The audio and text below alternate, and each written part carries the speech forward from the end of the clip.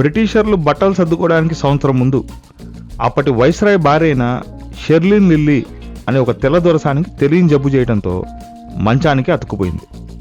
మరి దొరగారేమో అప్పటికే అక్కడ అడవుల దగ్గర ఆయుర్వేదంలో ఆరిదేరిన తాటిపాక పానకాలు అనే కుర్రాడికి ఇది విషయం అని చెప్పి కబురు పంపారు. అసలు ఇంతవరకు ఆ దొరసాని గురించి విన్నదే గాని చూసిన మగాడే లేడు. అక్కడ పనిలో చేరిన లేడీస్ చెప్పడం ఏంటంటే, దొరసానికి మహా గొప్ప తెలివితో పాటు పాలరాతి బొమ్మ లాంటి సొగసు, విన్నలాంటి మనసు కూడా ఉండేవంట. పెట్టె పట్టుకొని ప్యాలెస్లోకి ఎంటర్ అయ్యాడు పానకాలు. జాగ్రత్తగా కలిపి వాడాడు మూలికలు. లిల్లెమ్మ మొత్తానికి మంచం దిగి మామూలు మనిషి అయింది. అరే పానకం, ఎక్కడ నేర్చేవరా ఈ వైద్యం అని అడిగింది లిల్లీ.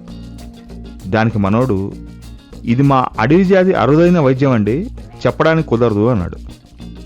తొందరగా కోలుకున్న షెర్లిన్ లిల్లీ పానకానికి మంచి పేమెంట్తో పాటు 25 ఎకరాల పొలాన్ని ఇప్పించింది దొరని రికమెండ్ చేసి.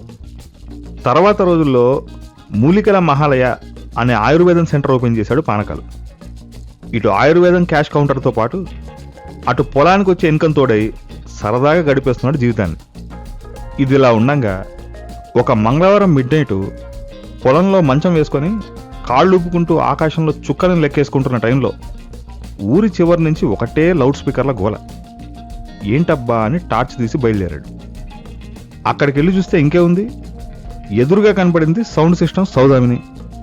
చిన్న గౌన్ వేసుకొని చెంగుమంటూ ఎగురుతూ స్టేజ్ని షేకాడిస్తుంది.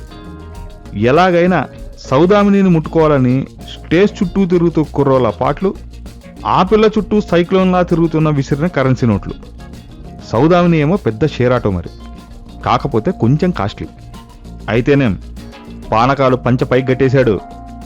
బోను ముక్క దొరికిన బొచ్చుకుక్కలాగా తెగ ఎగ్జైట్ అయిపోయి ఆ రోజు మొదలు సౌదామినితో కచేరీ ప్రోగ్రాంను స్టార్ట్ చేశాడు.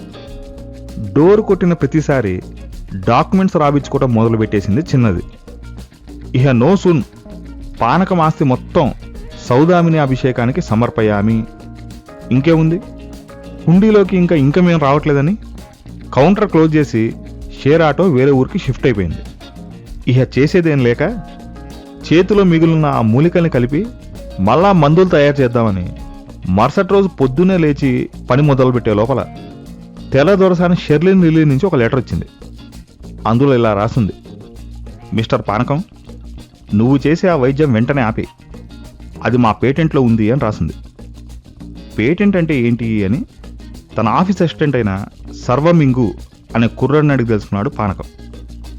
మెల్లగా కాసేపటికి వచ్చిన క్లారిటీ ఏంటంటే, ఆ సర్వమింగే ఈ లిల్లమ్మ పోతా పెట్టిన స్పైగడ్ అని. పిల్ల మత్తులో పానకం మునిగిపోయి ఉంటే ఈ సర్వమింగుగాడు కంప్లీట్ మూలికల ఇన్ఫర్మేషన్ ఉన్న బుక్ తీసుకెళ్ళి ఆ తెల్ల దొరసానికి పోస్ట్ చేశాడు. అన్నీ పోగొట్టుకొని చివరికి పానకాలు ప్లాట్ఫామ్ పైన సినిమా పాటల పుస్తకాలు అమ్ముకుంటూ జీవితాన్ని గడిపేశాడు. ఇక్కడితో కథ సమాప్తం.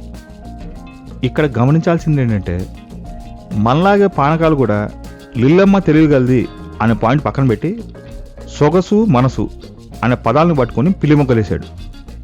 ఈ గ్యాప్లో ఆయుర్వేదం అడవి దాటి ఇంగ్లాండ్ దాకా వెళ్ళి అక్కడ లాకై కూర్చుంది. పోనీ లిల్లీకి మిగులున్న ఆ మనసుతో పానకానికి జరగబోయే నష్టాన్ని ముందే గెస్ చేసి ఇప్పించిన ఆ పొలాన్నైనా ఉంచాడా అంటే అది కాస్త సౌదామిని సర్వీసెస్కి శాలరీగా ఇచ్చేశాడు. ఇలా ఏదో చేద్దామని మరేదో అయిపోయి ఉన్న మనశ్శాంతిని పనిగట్టుకు తీసుకెళ్లి మురుక్కాలలో కలిపేసుకున్న మేధావులందరికీ ఈయన పానకాల ఆత్మకథ అంకితం. అది